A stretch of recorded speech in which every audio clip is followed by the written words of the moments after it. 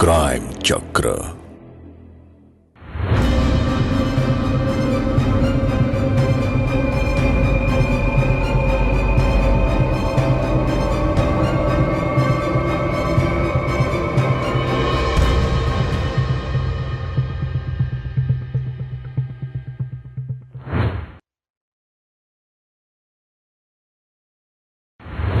नमस्कार, मैं हूं रानी चैटर्जी। आप लोगों का स्वागत करती हूं क्राइम चक्र के एक नए एपिसोड में, एक नई कहानी के साथ।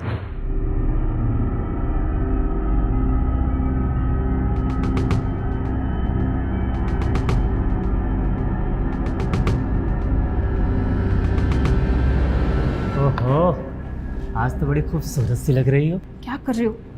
कोई देख लेगा इधर। तो देख लेने दो ना। अब मुझे अपनी बीवी से प्यार करने के लिए छुपना पड़ेगा क्या? अब मुझे अपने हाथों से खिलाओ जैसे पहले खिलाती थी। आप भी ना बस। अरे अगर इतना शर्माओगे तो हमारे नन्हे मुन्ने बच्चे कैसे होंगे? सिक्की आ जाएगा। रिक्की अभी सो रहा है और वो आराम से उठेगा, और अगर आ भी गया तो क्या? उसे पता तो चलेगा कि उसके बड़े भैया भाभी से कितना प्यार करते हैं, और फिर अगला नंबर उसी का तो है। उससे भी शादी करके तुम्हें खूबसूरत सी देवरानी जो देनी है। आपको बड़ा इंटरेस्ट आ रहा है देवरानी की खूबसूरती में? अरे नहीं नहीं, मुझे तो तुम पे इंटरेस्ट है, बट एक तुम हो कि भाव नहीं देती। तो ले लीजिए भाव। अच्छा,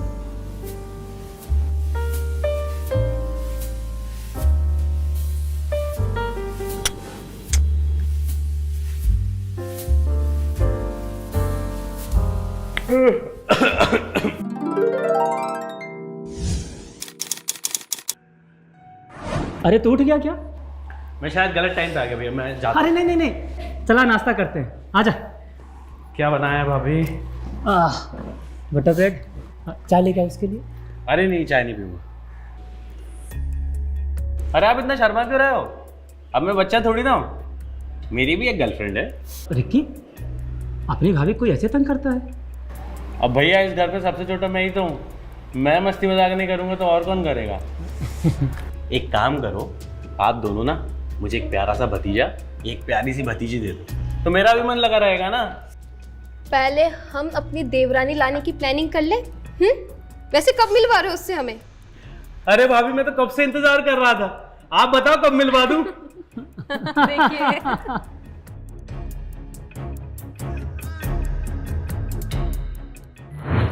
रिकी, सोहन और रीना का एक खुशहाल परिवार, एक छोटी सी दुनिया जिसमें तीनों एक साथ हंसी खुशी रह रहे थे।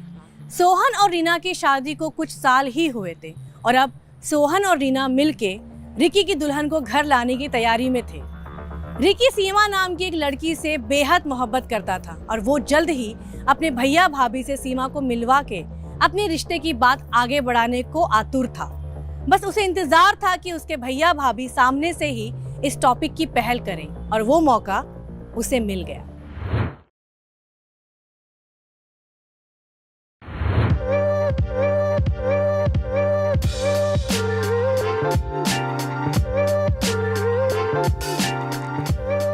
तुम लड़कियों का ना मुझे कुछ भी समझ नहीं आता है।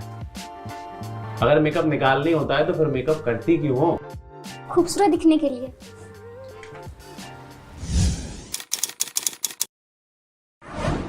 तुम तो पहले ही इतनी खूबसूरत हो, मेरी नजर से तो देखो। अच्छा, ये बात है, दिखाओ क्या? अपनी नजरों से अपना प्यार। बस बस रहने दो, तुम लड़कों को ना हर बात पे यही आता है, खूबसूरत लड़की मिली नहीं कि रोमांस शुरू। अरे मैं तो तुम्हें औरत होने का एहसास दिला रहा था। हाँ हाँ रहने दो, मैं सब जानती हूँ तुम्हारे बहाने। ये बताओ कि भैया भाभी से कब मिलवा रहे हो? शिट, मैं तो भूल ही गया। भैया और भाभी कल तुमसे मिलने का बोल रहे हैं, तो कल शाम को तुम रेडी रहना, मैं तुम्हें पिक करने आऊंगा यही पास वाली कैफे में। अपन चारों चाय पे चर्चा करेंगे। और ये बात आप मुझे कब बताने वाले थे? कल कैफे जाते वक्त? तुमको पता तो है, मैं जब तुम्हारे साथ रहता हूँ ना तो सब कुछ भूल जाता हूँ। अच्छा।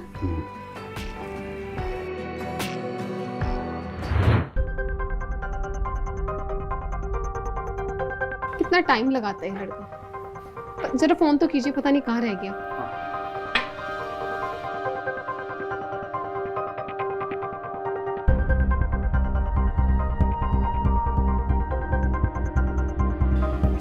फोन नहीं उठा रहा वो।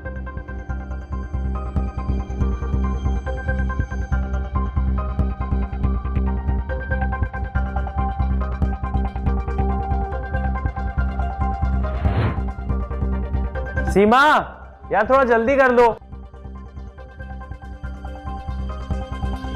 यार, ये लड़कियों का अलग समझ नहीं आता, पता नहीं क्या टाइम लगा रही है। ऊपर से भैया का बार बार फोन आ रहा है, अभी उठाऊंगा तो डांटेंगे। सीमा,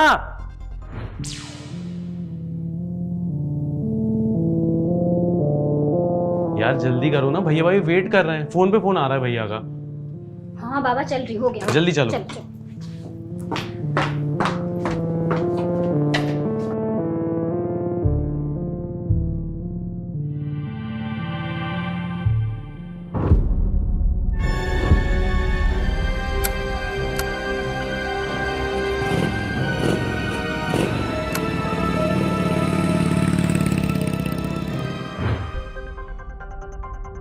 ये लो आ गए। आओ आओ, खुश। खुश हो, बैठो बैठो। 2 चाय लाना। कितनी संस्कारी और खूबसूरत लड़की मिली हमारे रिक्की को, किसी की नजर ना लगी। वाह भाभी, अभी शादी भी नहीं हो रहा, आप मुझे भूल गए, सिर्फ इसकी तारीफ। मेरी तारीफ कौन करेगा? कोई नहीं। अरे ये तो वही बात हुई कि लंगूर के मुंह में अंगूर। भैया आप भी। चलो चाय पियो।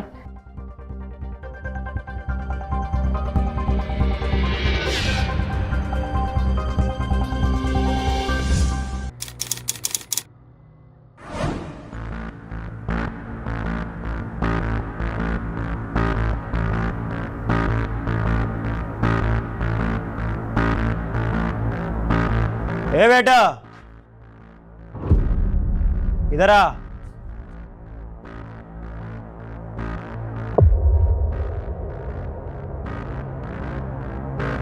कड़क है चाय, यहाँ की कड़क है, जरा लेके तो आ।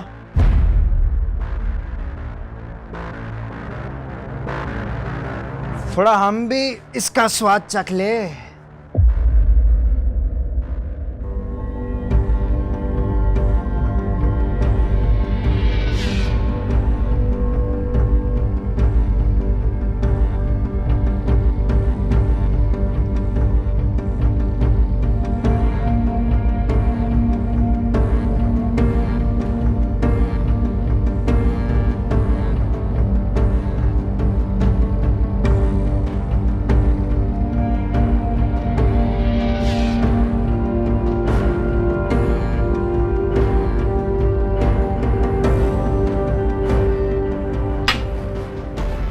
बे बेटा, तेरे यहाँ पे तो बहुत वैरायटी है बे।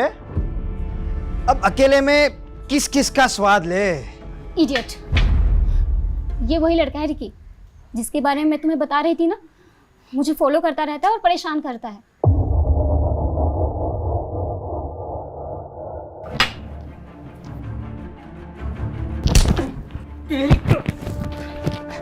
छोड़, ये तुम लोग क्या कर रहे हो? छोड़ छोड़ छोड़, देख लूंगा तुझे। लड़की के सामने हीरो बन रहा है। अबे चला जा। याद रख, छोड़ूंगा नहीं तुझे। वे चला जा, नहीं तो पिटेगा अभी।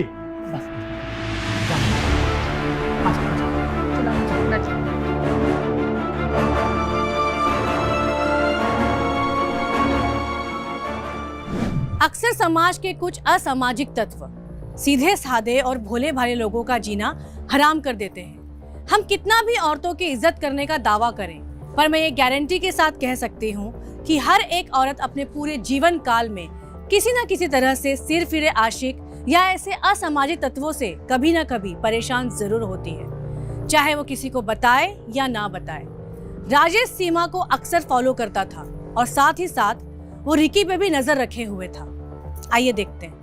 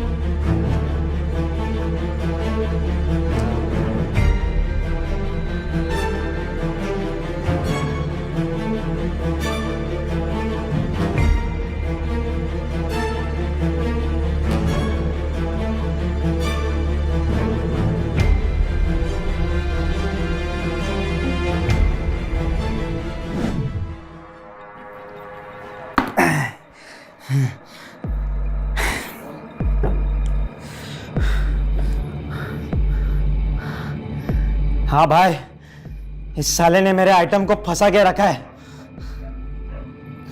मैं बहुत प्यार करता हूं उससे भाई, पर साला वो मेरे को भाविस नहीं देती है। और वो साला चूजा मेरे को सबके सामने थप्पड़ मारा। भाई इसका कुछ करना पड़ेगा। मेरे को वो लड़की मांगता है अपने बिस्तर पे। भाई अब कोई प्यार व्यार नहीं, उसका घमंड उतारने का है मेरे को।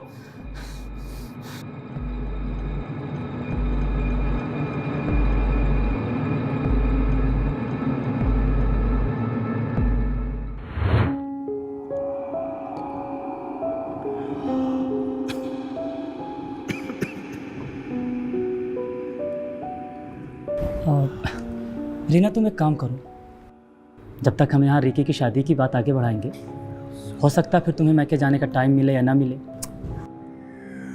और हाँ, अपने मैके में रिकी की शादी के बारे में सबको बताना और वहाँ कहना कि सबको यहाँ पर सपरिवार आना ही है। और अपना यहाँ पर है ही कौन। ठीक है, मैं मायके जाने के लिए तैयार हूँ।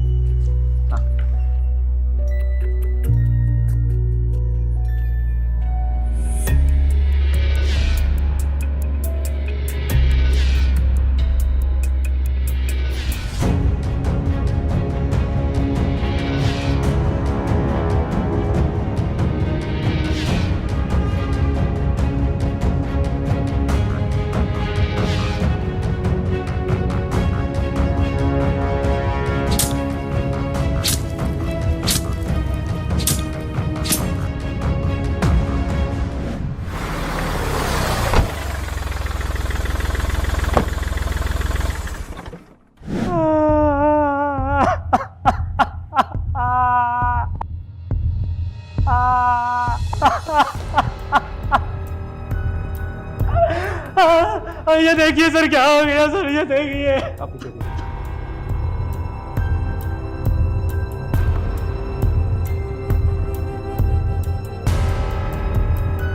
सर पेट पे धारदार हथियार से वार किया है और बॉडी पे कोई स्ट्रगल के निशान नहीं है। सर मेरे भाई को किसी ने मार दिया। किसने मारा आपके भाई को? पता नहीं सर। जब इनका खून हुआ तब आप कहाँ थे? सर मैं अपनी बीवी को छोड़ने स्टेशन गया था। राजीव, बॉडी को पोस्टमार्टम के भेज दो, इनके भाई की सारी डिटेल्स निकलवाओ फास्ट। सर देखिए, आप हिम्मत रखिए, हम आपके भाई के कातिल को जल्द पकड़ लेंगे।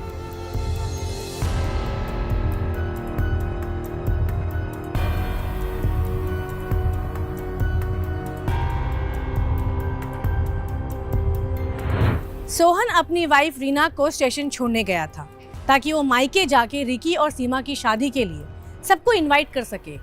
जहां घर में शहनाइयां बजने वाली थी, वहीं मातम का माहौल छा गया। आखिर क्या हुआ होगा रिकी को? इतनी बेरहमी से रिकी को किसने मारा होगा? क्या ये काम राजेश का था? इस हत्याकांड ने सोहन और उसके परिवार को अंदर से झकझोर के रख दिया था। पुलिस ने अपनी तरफ से कातिल को पकड़ने के लिए जांच जोरों से शुरू कर दी थी।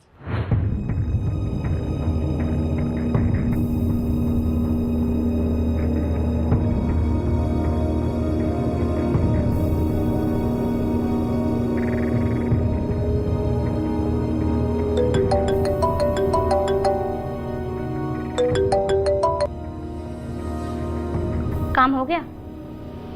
ठीक है, मैं जल्दी मिलती हूँ।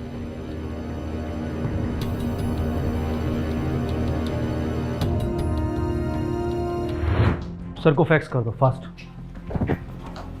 सर रिकी की पीएम रिपोर्ट, धारदार चाकू से पेट पे वार किया है। सर मारने वाले को रिकी से नफरत होगी।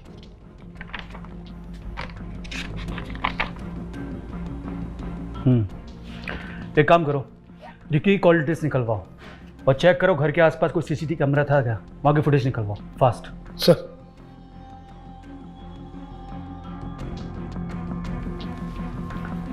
हाँ सोहन जी, ओके हम आते हैं।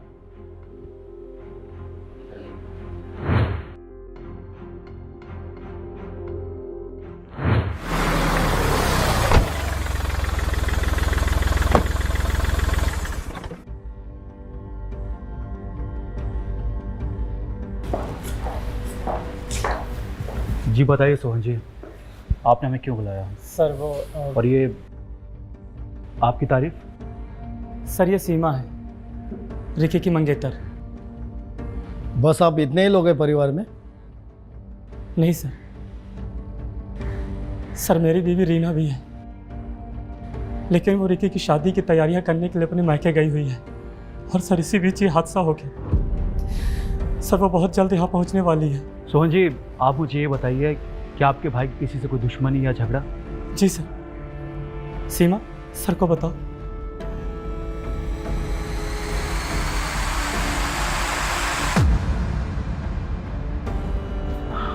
सीमा जी प्लीज़ बताइए। देखिए, आपको डरने की ज़रूरत नहीं है, पुलिस आपको प्रोटेक्शन देगी। सर, एक लड़का है राजेश, वो अक्सर मुझे फॉलो करता था, स्टॉक करता था, और वो रिकी को बिल्कुल भी पसंद नहीं करता था।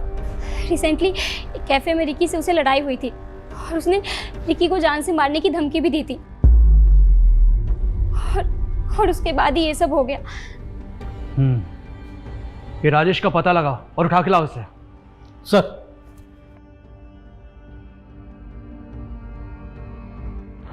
सीमा और सोहन के बयान को रिकॉर्ड करके पुलिस ने रिकी के मर्डर केस में प्राइम सस्पेक्ट राजेश को ढूंढना शुरू कर दिया। राजेश को ये बात पता थी कि पुलिस उसका पीछा कर रही है, इसलिए वो अपना मोबाइल बंद करके अपने घर से फरार था। पर पुलिस ने अपने गुप्त सूत्रों से और खबरियों की टीम को एक्टिव करके राजेश के ठिकाने का पता लगा ही लिया और एक टीम भेजी राजेश को अरेस्ट करने के लिए, और साथ ही सोहन और सीमा को पुलिस प्रोटेक्शन भी प्रोवाइड की।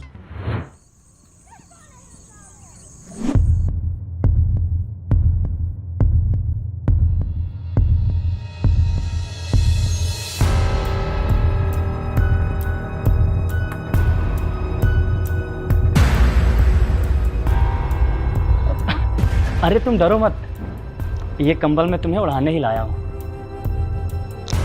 इस घर में तुम सुरक्षित हो और बाहर पुलिस कांस्टेबल के प्रोटेक्शन भी है, और कल तक रीना भी आ जाएगी, तो इस घर में तुम सेफ हो।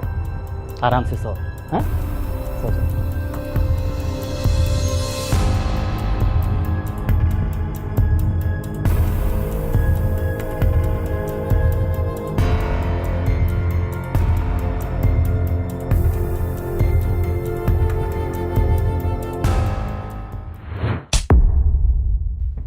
और भाई सिरफरे आशिक, आशिक इतनी सर पे चढ़ गई कि तूने एक मासूम की जान ले ली।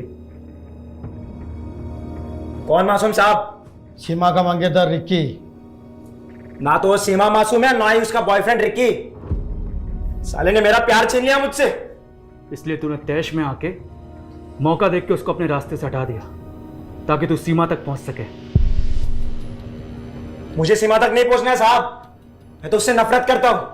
जी चाहता है कि उसे जान से मार दूं। रिक्की की तरह। रिकी? मैंने रिकी को नहीं मारा है साहब।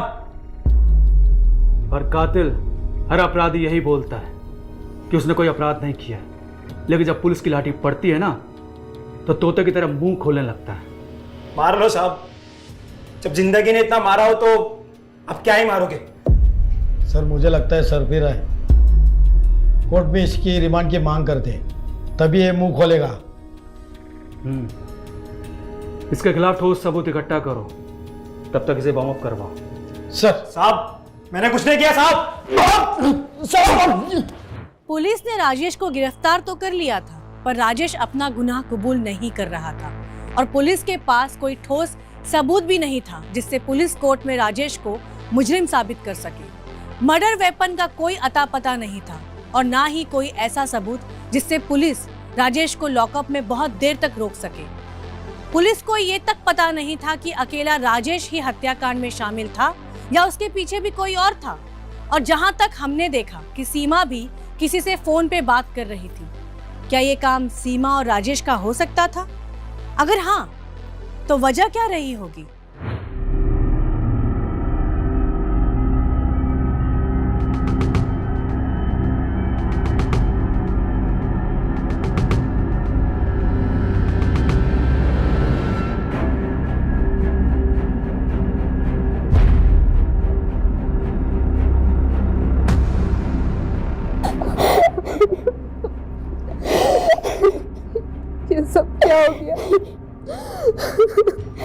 भगवान ने रिकी को हमसे क्यों छीन लिया?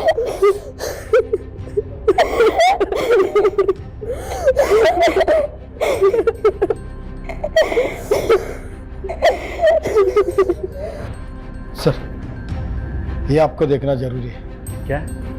ये देखिए सर।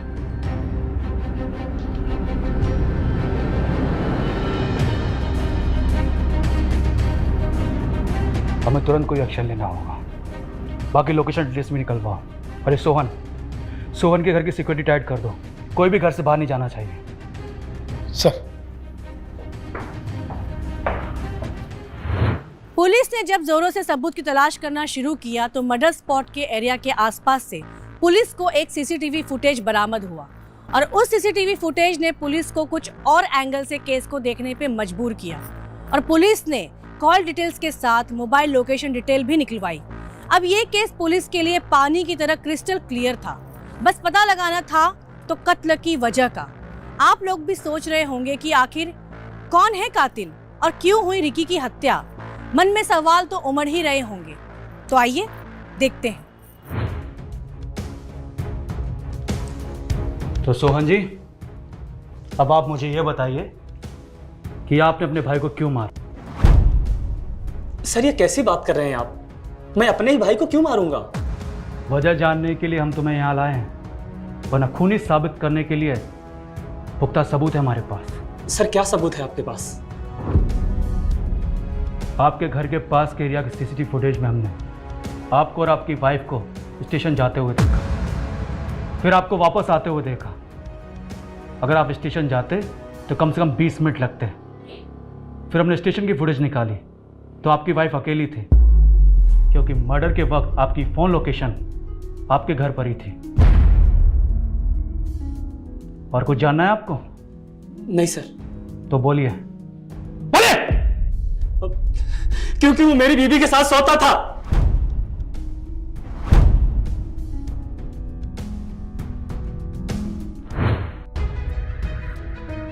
भाभी, आपके साथ जो मजा आता है ना, वो तो सीमा के साथ भी नहीं आता। मुझे भी तुम्हारे भैया वो खुशी नहीं दे पाते जो तुम देते हो। सच?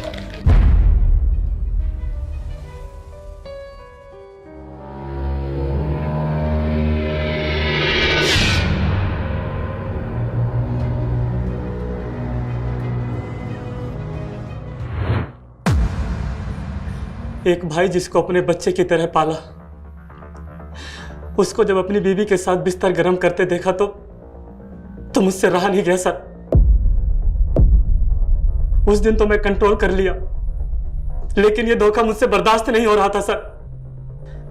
और इसलिए मैंने बीवी को मायके भेजने का प्लान बनाया, सिर्फ ये दिखाने के लिए सब कुछ नॉर्मल है। लेकिन ये धोखा बार बार मेरे दिल में घुस रहा था सर। मुझसे रहा नहीं गया और मेरे हाथे रिकी का खून हो गया। हम समझ सकते हैं कि आपके ऊपर क्या बीती होगी, लेकिन इसका मतलब ये नहीं कि आपको जुर्म करने का अधिकार मिल जाए। कानून इसकी इजाजत बिल्कुल नहीं देता है।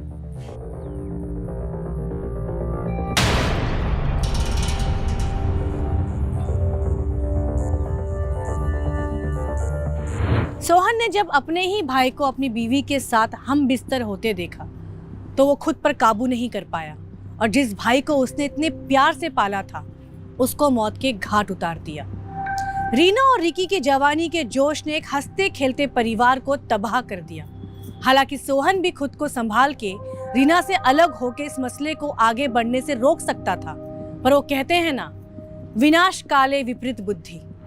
मैं रानी चैटर्जी लेती हूँ आप सभी से विदा। फिर मुलाकात होगी क्राइम चक्र के नए एपिसोड में नई कहानी के साथ। तब तक सतर्क रहिए, सुरक्षित रहिए और क्राइम चक्र देखते रहिए। जय हिंद।